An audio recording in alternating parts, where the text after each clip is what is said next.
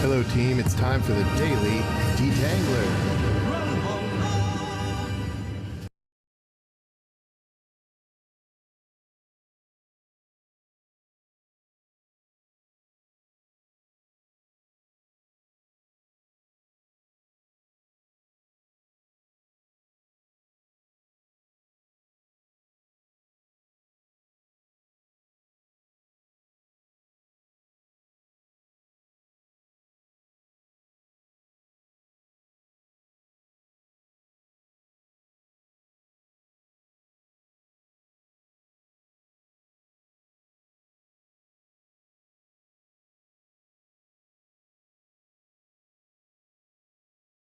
Going on. There are a lot of soups being made, and one of the things that ingredients allow catalysts to do is create the soup. Obviously, that seems like an easy concept, but when you think about knocking on the doors and those people that responded when knocking to the doors, that was a bit of a interesting concept because they didn't even entertain knocking on the door. Those people didn't even entertain actually providing ingredients, right? They rejected the whole concept. And I thought, boy, that's an interesting juxtaposition because on one hand, you've got this almost infinite type of soup where it can literally take the shape of anything, but then you have this binary reaction of responding to a knock on the door. So, knocking on the door.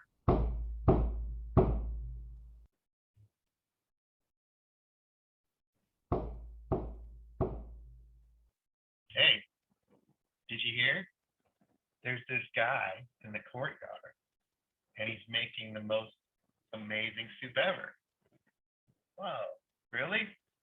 Where is he? Well, I already told you, he's in the courtyard. You're not active listening. Oh, well, what does he look like?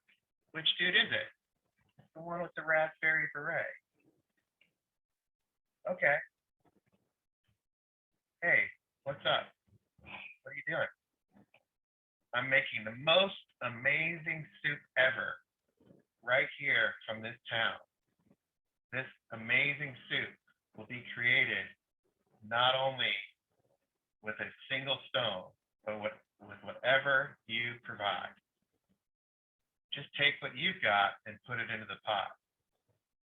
Well, that sounds easy enough, I think to myself.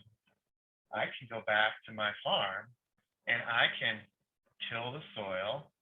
I can harvest the barley.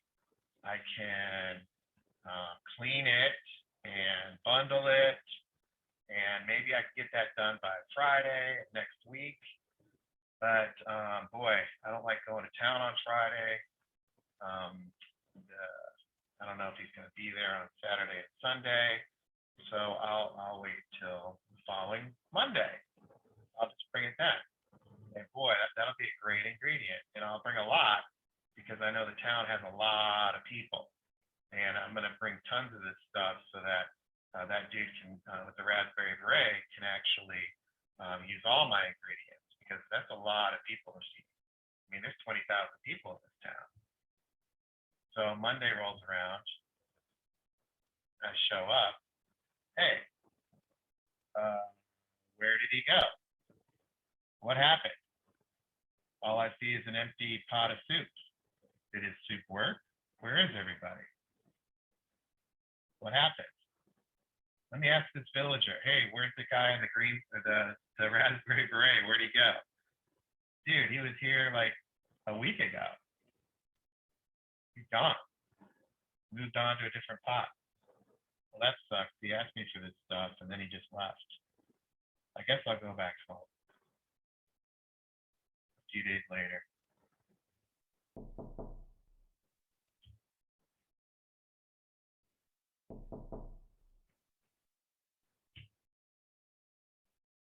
Hey, you're in luck. What's up? That guy's back. He's back in the courtyard. He's making the most amazing soup ever again. He's doing it again. Did you get some last time? It was really amazing. You mean that guy with the raspberry beret that left me hanging when I showed up? He wasn't there. No, no. This time he's got a coonskin cap. He's from America. Oh, okay. Well, let me check this out. Hey, we're making the best soup ever. Put what you got into the pot.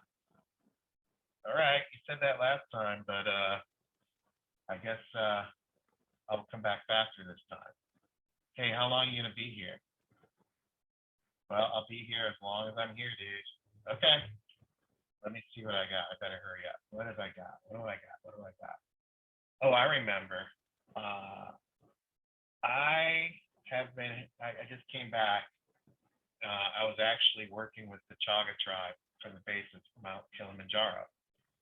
I remember that their livelihood was from bananas and coffee, and they would make this pretty good soup from that. Banana and coffee soup is it's a little bit to get used to, but they take the bananas, they take the coffee, they add some other stuff like beans and dirt, actual dirt and twigs.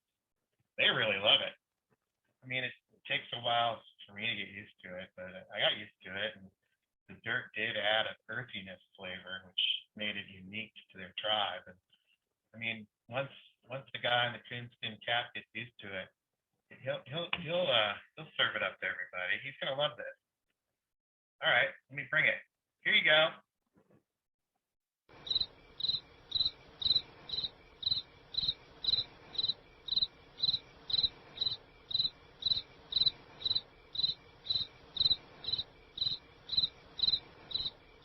Okay, I guess we'll go back home. A few days later.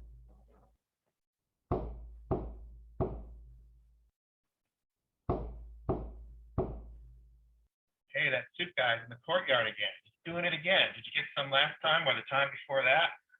Man, both times were so amazing. He's actually getting better at this whole thing. Oh man, you mean the guy with the raspberry beret? Yeah, that guy. Well, no, he wore a coonskin cap last time. It's the same guy though. This time though, he's wearing a chef hat. I mean, you remember what he looked like. You met him last time. What does it matter what kind of hat he's wearing anyway? Right. Anyway, he's still looking for ingredients. He's always looking for ingredients. Better hurry if you want to get something into the soup. All right, what do I got? I got some mushrooms I can chop up. I got some carrots. Do that. Oh, I got some oregano out back. Let me take some time though. Let me prep these things. I want to chop these mushrooms up. Family's coming over. I got some errands I gotta run. Let me get carrots chopped up. Plus, they need to be cleaned. So I gotta do that. And then one of the things about these carrots is I need to figure out which are the best carrots because I only want to put the best carrots in. So let me put the best carrots in, and then what I'll do is I'll figure out the oregano, right? Like sometimes it's just maybe oregano, maybe thyme, basil. I don't know. Let me think about this. Anyway, all right, I'm good to go. Let me bring it all to the chef. Here you go. Here's some carrots. Here's some mushrooms. Here's some oregano. Got some stuff for you. Awesome. That looks great. The soup's already done. You want some? It's pretty good. Pretty good. You want some? Done. Working on a next pot. So I don't think those ingredients are going to be right for the next pot, but this stuff's pretty good. People love it. Even the mayor of the town thinks it's awesome. In fact, he's probably going to order a ton of this stuff. Anyway, we'll get back to your ingredients when the time's right. So, telling that story, has that ever happened to you? Any of those three situations? They've all happened to me, and sometimes I feel like this. I mean, I'm trying, but something's not quite working, and I feel like sometimes I made something good, but it's in my own mind. It's not in the context of the soup. Um, Maybe you've brought something back and you think it's amazing, and you don't hear anything back. Or maybe you bring what you consider to be the perfect ingredient, it's just that the time's not right. So that's something I can definitely relate to. But we know that ingredients are making it into the soup. I mean, it's not like there's no ingredients going in. So what's working? Well, if you think back to the analogy here of the raspberry beret situation, that situation was about the portion size. That was about over engineering and on one hand, but what's working is actually not over engineering, it's simplifying and bringing back the right portion size at the right with the right substance. And I think who does that really well is architects. From what I've observed, architects can provide the right portion size and in the right context. And in the scenario I provided before, where I struggle sometimes with getting the portion size right or the context right. And if you think about what's working from that regard, architects had some great success. So if you're maybe struggling with the portion size, I would say reach out to architects. What about the coonskin cap situation? Well, that one was about the chaga tribe soup and the chocolate, the bananas and coffee. Well, that was the wrong pot. What's worked for our team is to get ingredients in the soup is understanding the pot that's being made and then being additive to what that pot is. And bringing ingredients that doesn't, chemically change the whole entire makeup of the soup being served, and understanding what that pot is so that it's relevant. And I think what I've seen is really amazing to watch is Activator, being relevant immediately to the soup and the ingredients. That it's just really amazing to see her engaging with the client and with Catalyst and being relevant right away. There's a lot there. So if you're struggling with relevance, reach out to Activator. And then what about the chef hat? The idea of the right time, and that scenario is, the right ingredients, the timing was a bit off. Maybe in what I painted, I sometimes overthink things, etc. But what works on our team is having things at the right time, is in the flow of the creation work and in the flow of serving. And I think when you look at that, that's about timeliness. And who's really good at that is clarity, with his comments and chiming in the flow of the work, with what he's seeing. And this idea of being timely and relevant and in context actually is part of our go to customer approach. This idea that we can engineer the soup, and this timely, relevant, and in context concept comes from the engineering valuable sales conversation. And that's the same thing. And this is what salespeople struggle with, So I have to remind myself that we're making lots of different soups. And this is the same challenge of salespeople to get the right soup at the right time in the right way at the right portion size.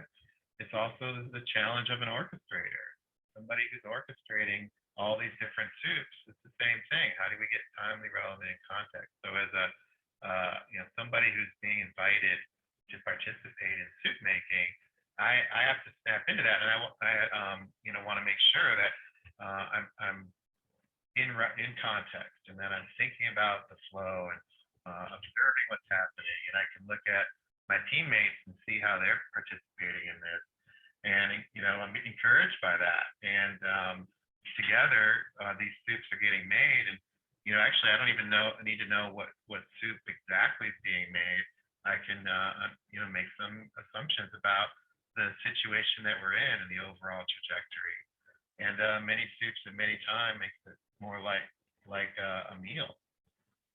So one of the things that I reflect on in the stone soup story is, the villagers that participated in ingredients, they didn't need a lot more information.